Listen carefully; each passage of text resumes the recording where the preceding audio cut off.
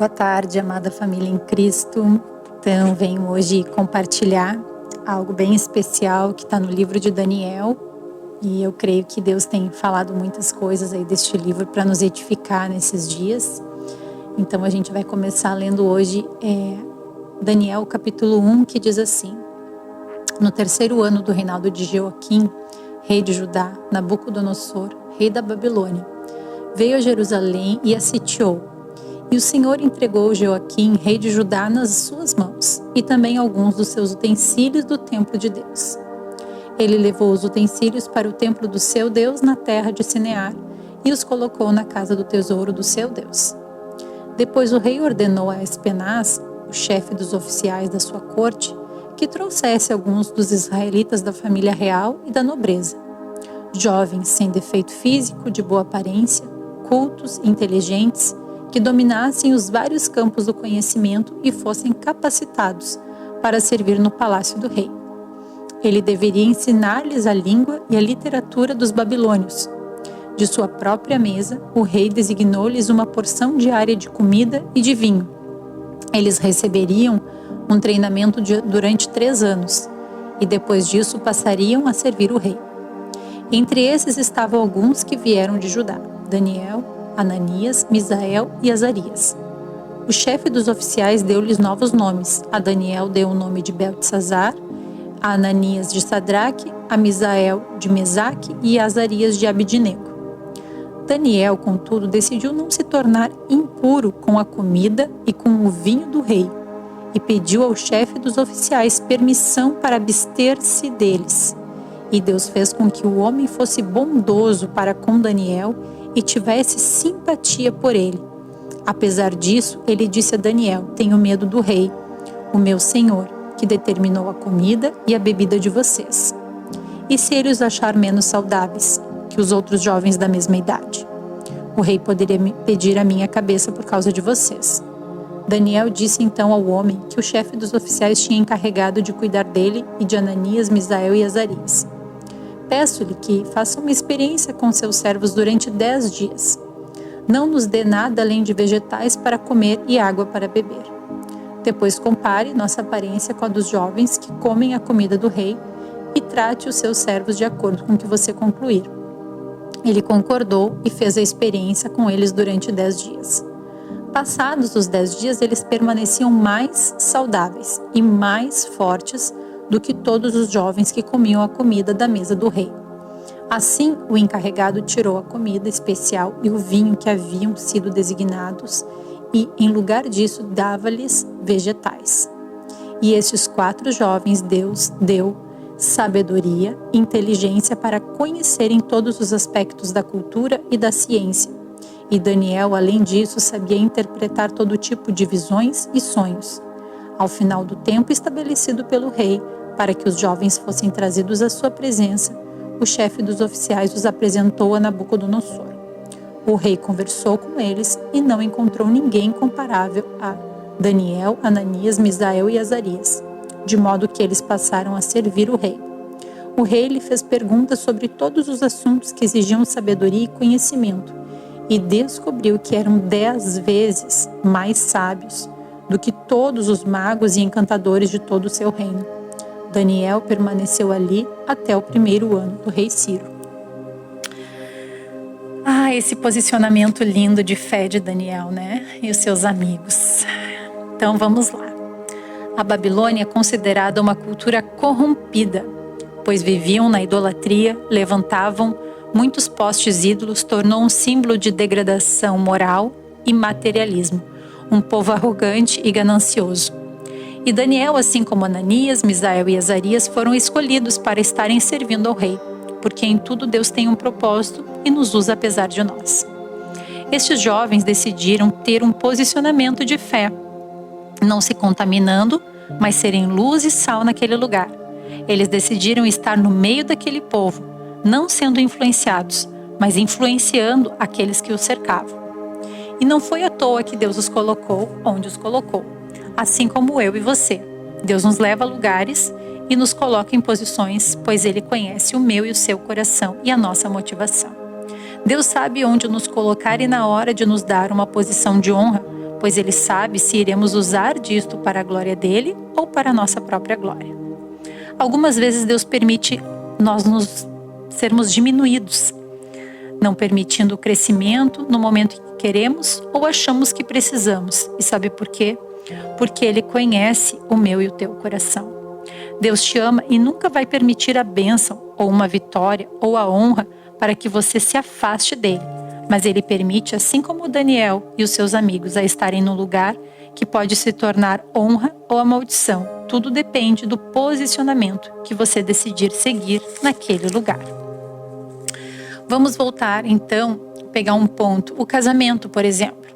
Se nós não escolhermos a porta estreita, clamando, jejuando, buscando a Deus para que o nosso matrimônio, que o Senhor nos concedeu, permaneça, vivemos como o mundo nos diz. Apenas seja feliz.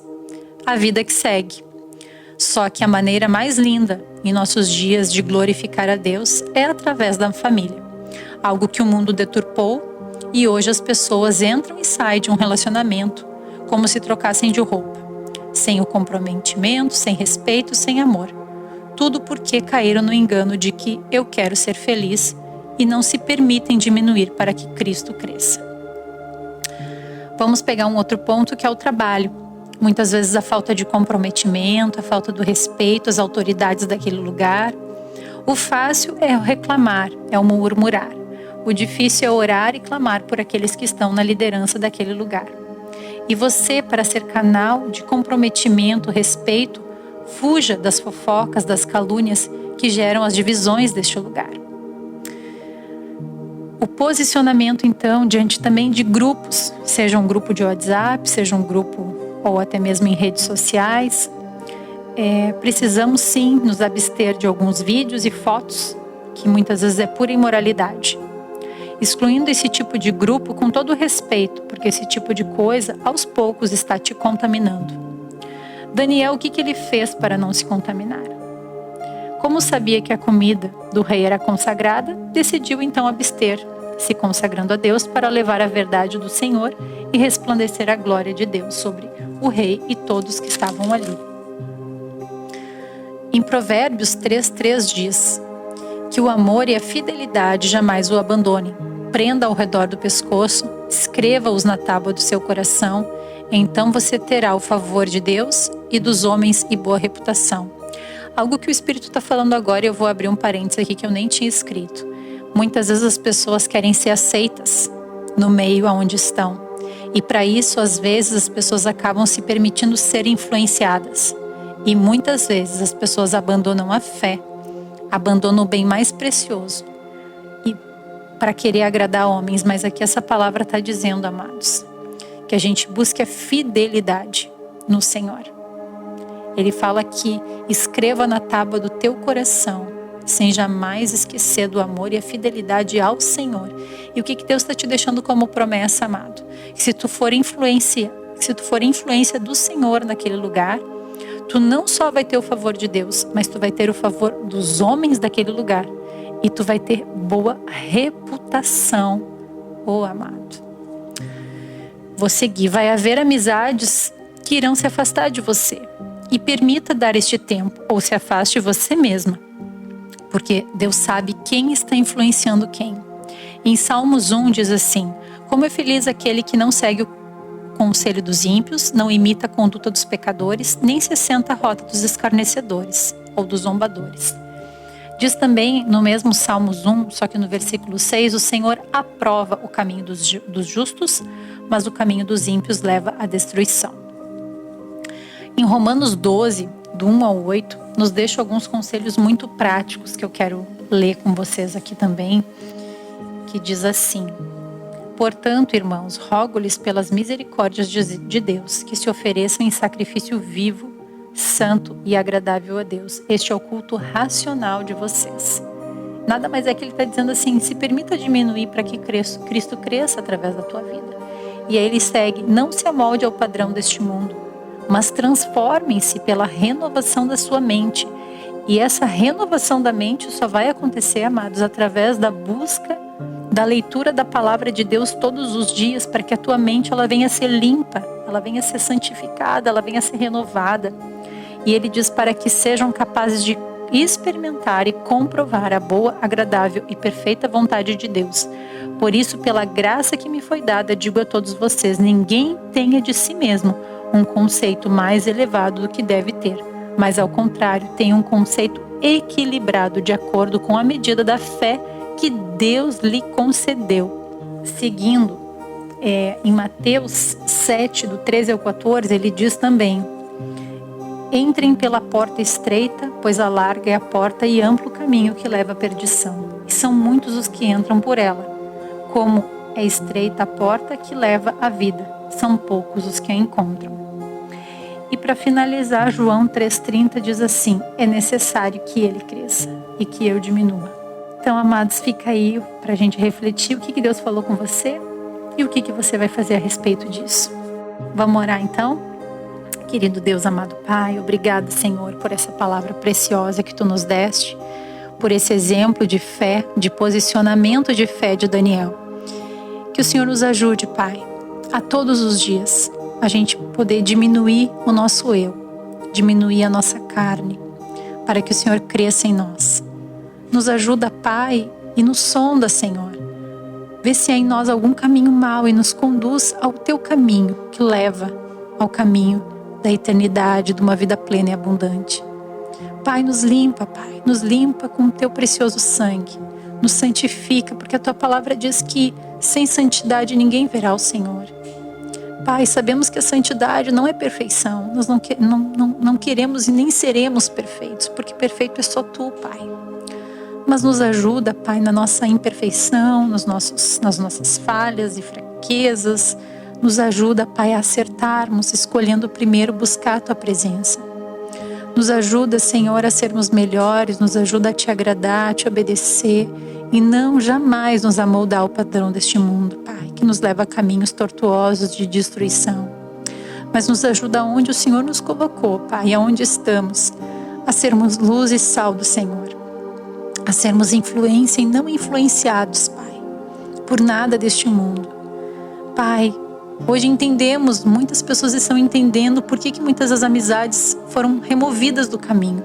E glórias Te damos porque no momento certo o Senhor colocará novamente, mas para que nós sejamos influência e não mais influenciados por maus conselhos. Então, obrigada pelo Teu cuidado, Senhor. Que no nosso trabalho, Pai, possamos sim buscar o Senhor em primeiro lugar.